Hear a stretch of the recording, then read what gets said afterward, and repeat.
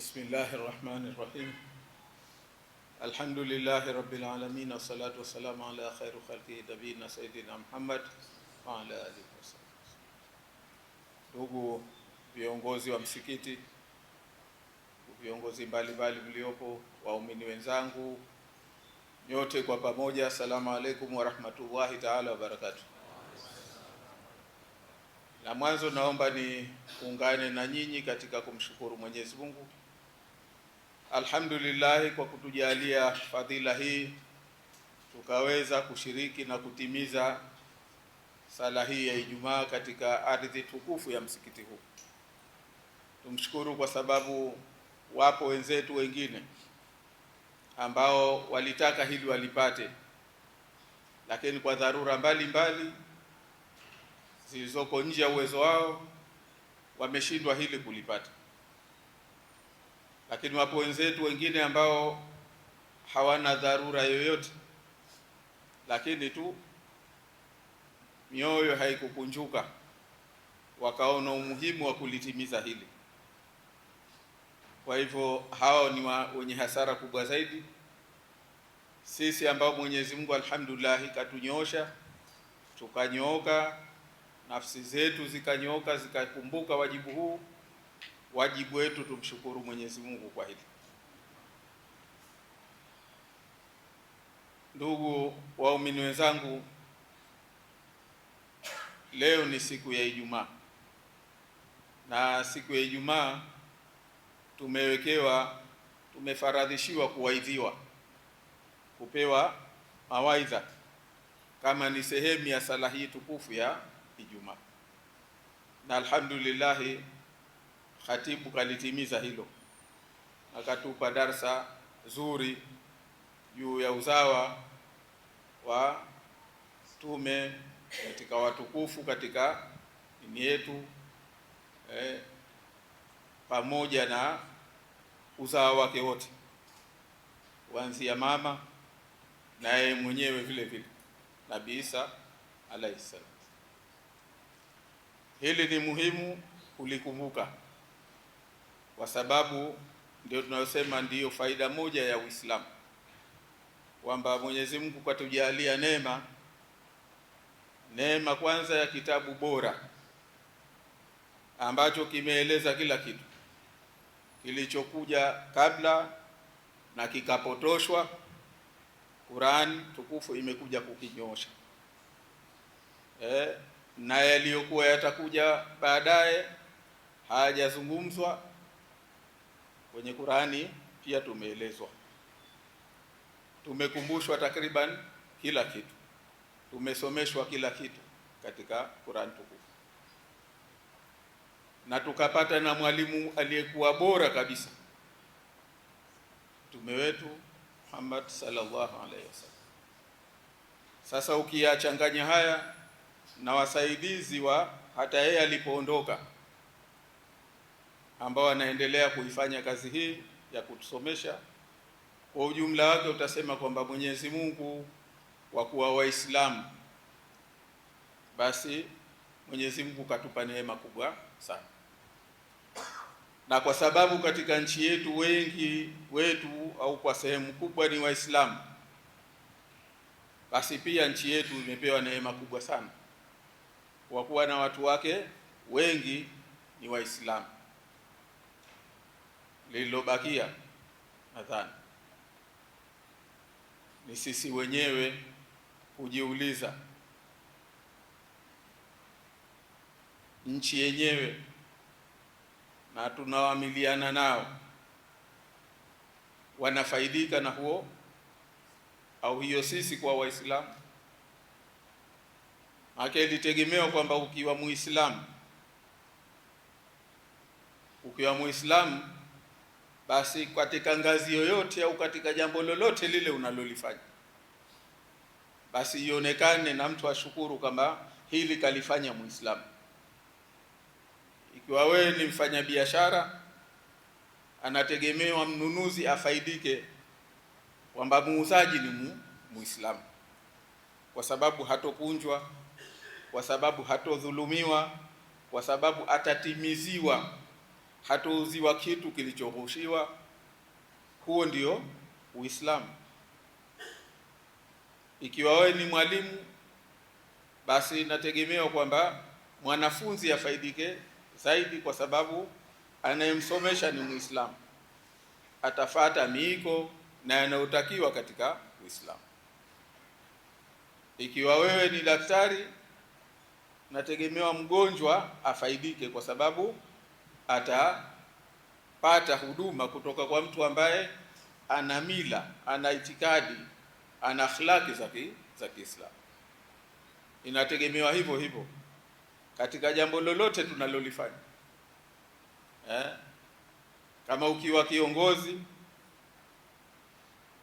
kiongozi ni sheha, basi itegemewa kwamba wote wafaidike, waone raha, waone faida ya kuwa na sheha ambaye ni Muislamu, kwa sababu atatimiza wajibu wake, atatimiza na atawatimizia wale ambao anapaswa awahudumie. Na ukiwa kiongozi katika ngazi nyingine yoyote ile, tunakuwa nayo, tunapaswa tufanane na Uislamu na watu wafaidi na Uislamu. Mimi huwa nawapa watu hadithi moja ndogo. Nilipokuwa nasoma nchini Italy, nilikuwa na mwanafunzi mwenzangu kutoka nchi ya Slovenia. Akawa ni mtu alinizoea sana, mpaka kuna rafiki yangu mmoja kutoka Zimbabwe akawa anahoji ukaribu wa utani, bila shaka kwa sababu alikuwa ni msichana. Lakini yule dada akatoa sababu moja kubwa, akasema, mimi katika nchi yangu ya Slovenia, mimi mwenyewe au wengi tulioko ni wafuasi wa kanisa la Orthodox. Kwa wengi wanafahamu kwamba ukiambiwa ni Orthodox Church, manake ni watu ambao wanaofuata Ukristo kweli kweli, wenye misimamo wa kweli kweli. Lakini anasema Waislamu ni wachache sana katika nchi yetu.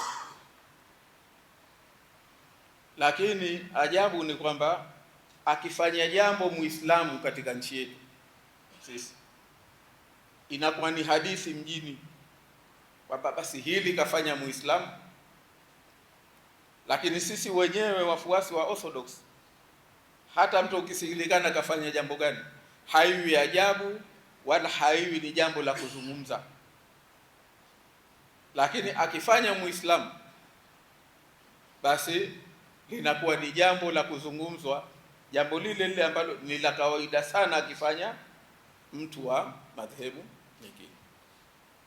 Nasema nani? Kwa sababu hata wanavyoishi na watu, sisi pahala peke yake ambapo tunakwenda siku za Ramadhani, siku zote tunakula katika msikiti wao, tunakwenda tukiftari nao katika msikiti wao wa Jami, msikiti wao wa Jami Masjid, msikiti wao mkubwa.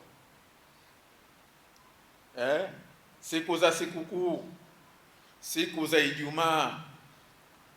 Kwa hivyo kwa hakika wamewavuta watu wengi sana.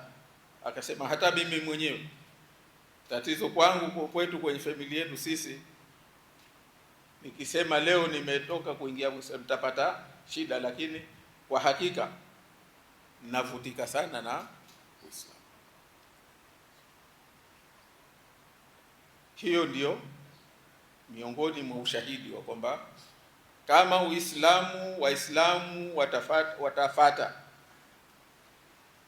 yale ambayo tumefundishwa katika Uislamu, tena kwa kupitia kitabu bora, kwa kupitia mwalimu bora, ukitegemea pahala ambapo kuna Waislamu wengi kama nchi yetu ya Zanzibar, basi tungekuwa ni nchi moja yenye raha ya kweli kweli. Usingekuwa na mtu wa kwa alalamike, adhulumike, awe hana hakika atakapokwenda, hana hakika na kiongozi. kwamba pengine kiongozi mdogo tu akianzia kwa sheha, akaenda kwa mkuu wa wilaya, akaenda kwa nani, kote huko anapata shida, na hawa wote ni Waislamu. Kwa hivyo mimi ninachosema kimoja tu, ndugu zangu, kwamba haya tunayoyapata, maana tunawaidhiwa sana katika Ijumaa, haya tunayoyapata basi tuyazingatie na tuwe tayari vile vile pale yanapokuwa yamefanywa ambayo sio, kusema jamani, hili silo, kwa sababu ndio mwenendo wa Kiislamu. Lakini tukitizama nchi yetu tutaona kwamba huko bahati mbaya siko tuliko, kwamba akilifanya pengine baya unajua, lakini kwa sababu ni wako katika mambo yenu, hata afanye jambo baya na namna gani, kwako wewe Muislamu hilo linakuwa si baya. Hata akiua utataka kuhalalisha kwamba hapa kuuliwa au kuuliwa kwenyewe kulikuwa sahihi. Huu mimi nadhani jamani, haitujengi, haitusaidii, hatuupi sifa Uislamu, hatuutendei haki Uislamu. Ni wakati tujipambanue, ni wakati tujitathmini, ili sisi wenyewe maisha yetu na nchi yetu ifaidike na sisi, kwamba nchi hii ina Waislamu waliokuwa wengi. Unaweza kusema nchi hii ni ya Waislamu. Nadhani katika hilo tukubali kwamba labda tumejisahau. Inshallah Mwenyezi Mungu, na kwa kupitia siku hii tukufu na sala tuliyosali, basi tuliomo ndani na walioko wenzetu wengine, Mwenyezi Mungu atuongoze ili tushikamane na misingi ya dini yetu, nchi yetu ipate kunyoka, nchi yetu ipate kuwa kweli ya amani na mshikamano wa kweli, na iwe ni nchi ambayo itakuwa na neema, kwa sababu tumefuata njia ile ambayo tumeelekezwa kama Waislamu. Assalamu alaikum wa rahmatullahi ta'ala wa barakatuh.